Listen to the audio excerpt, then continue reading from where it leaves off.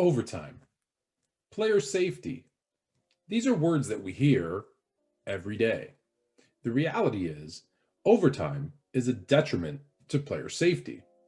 So, why, if player safety is the most important thing in sports, according to the league, according to the owners, do we continue to play overtime or extra innings in the regular season? It doesn't really matter if a game is tied. And I get it. Don't send me all the Herm Edwards quotes. You play to win the games. You play to win the game. I get it. I understand. I too want a winner. In fact, I hate the gadgets or what they do at the end of certain sports, penalty kicks in soccer, penalty shots in hockey, gimmicks to get through a game just so that there could be a winner decided. The reality is, it'd be like having a field goal kicking contest at the end of a football game, an NFL football game, to find a winner. Not ideal. Not for anybody. I get it. But in the regular season, if you actually look at how many of the games go into overtime, the numbers aren't that astounding. So you're saying, well, then why do you care? Well, the reality is, if you look at the sports and they're focused on player safety and what happens to those players and those teams that play the most overtime games, it affects their future games. For example, take a baseball game. You're going through your pitchers. They have to give a certain amount of rest.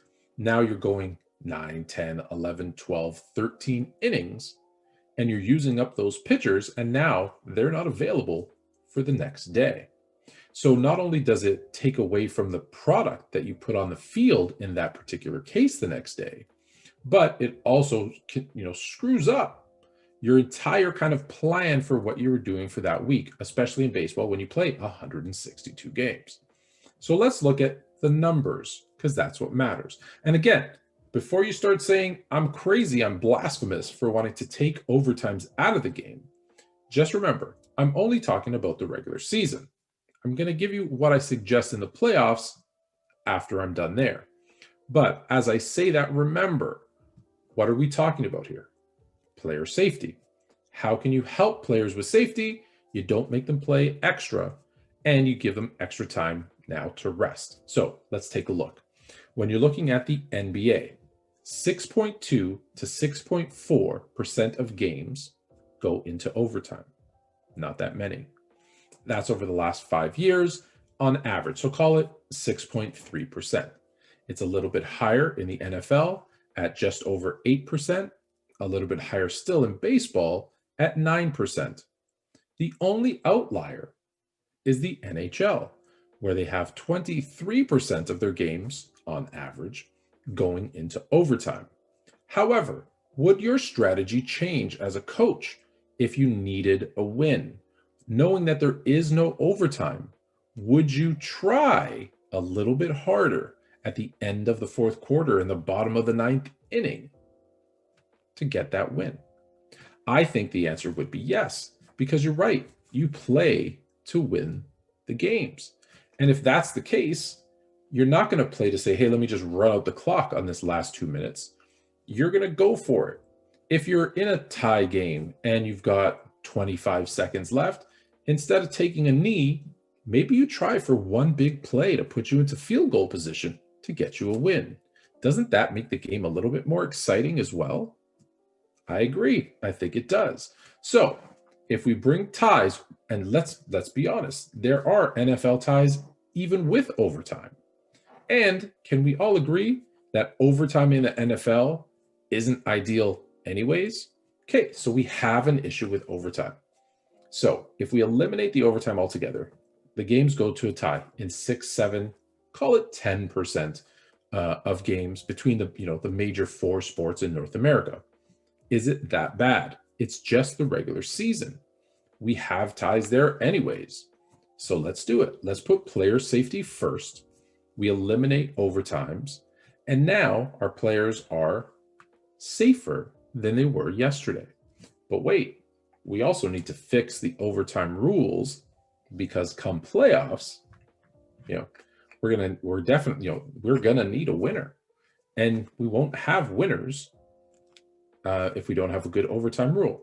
And we're gonna actually do it by simplifying the overtime rule. We're not going to talk about, if this person gets a touchdown and that defense gets a touchdown and blah, blah, blah, blah, blah, blah, blah, blah, blah. No. Oh, if we go 10 overtimes, it's a shootout. No. When it's the playoffs, the game that you play for 4 quarters, 3 periods, 9 innings is the same game that you're going to play in overtime. However, we're going to do it this way. So, because in the regular season we've eliminated overtime, everybody should have played the same amount of games, of periods, of innings, etc. throughout the course of the season. We get into the playoffs, and here's what you do. For football, you play 1 quarter. So strike up another 10 minutes, 12 minutes, whatever it is on the clock. And maybe you want to shorten it. Maybe you want to make it 6 minutes or 8 minutes. We can discuss. However, you play 1 more quarter. If there's no winner decided after that quarter, you play another quarter. And that's it. You keep playing a quarter until there's a winner. Remember, it's playoffs. You're getting tired. Guess what's going to happen? Someone's going to make a mistake, and that's your opportunity to go in and score. How many scoreless or tied quarters are there in football, especially in the playoffs? I guess we're going to find out, because now there's no complaint. You can't say, well, they won the coin toss, or my defense never even got a chance, or my offense never got a chance to even go on the field because they took the ball, they took the kickoff back, and they scored, and then drove down the field, they scored a touchdown, and the game was over. You get the full quarter to play. So now your defense, your offense, and your special teams, which are all supposed to be equal, we know they're not, but they're supposed to be equal, all get equal billing in overtime as well. So that's football. Check. The NHL, that's an easy one. You play another period. Now, periods are 20 minutes. Again, if you want to shorten them and make them 10-minute periods, that's fine. You play a 10-minute period, and you keep playing 10-minute periods until there's a winner. That's exciting playoff hockey. Not a shootout, not a penalty shot, not a gimmick, an actual playing of the sport. Baseball, baseball's probably the only one that has it right, where they just play an inning, 3 out, 3 down, and off you go. The problem is doing extra innings over 162 game season. It's a lot. That's a lot of baseball. That's a lot, especially when it's 9% of your games. Let's round it up to 10 just for easy math, right? 16 extra games per team, or 16 extra inning games, per team. That's a lot. That could put a lot of pressure on your pitching staff. So you eliminate it from the regular season, because really 162 games, that's enough baseball. It is. It's enough. I promise. It's enough baseball. So save the extra innings exactly where you have it. Don't change it. I know there's some gimmicks, starting a guy on second, who's on third, what's on first. No. Now we're going to talk about baseball and things we can do to fix baseball. That's coming up in a future episode. However, so we've talked about baseball. What else do we have? Hockey. We talked about hockey. We talked about football, basketball. Same thing. Play a quarter. Football, play a quarter. Again, it might be a shortened time period, and just play the game and see who wins at the end, but only in the playoffs.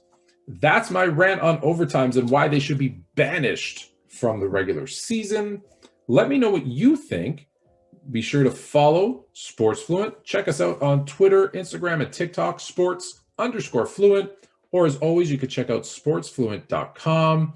And we're proud members of the Undrafted Sports Media Network. And you can find that on undraftedsports.com.